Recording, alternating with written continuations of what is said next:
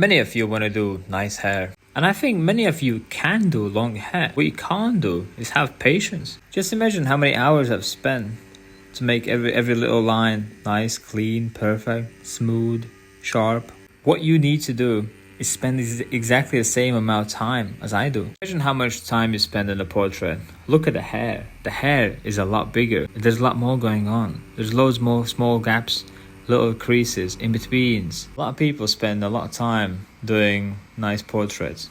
But then you spend 15-20 minutes for the hair and you wonder how to get good hair. The answer is simple. Just do exactly the same time amount as you spent for the portrait, or maybe double. I think hair is way easier. So for example, like if I do this, it looks cool. It was not in the reference, and this neither. But it's nice. You know what I mean? Like you have more freedom in the hair than in a portrait, because in a portrait you can't do that. You can't just put a line like this.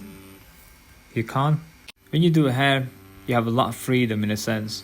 You just don't have patience. Try to do opposite. Try to have more patience. Every girl will tell you how important the hair is.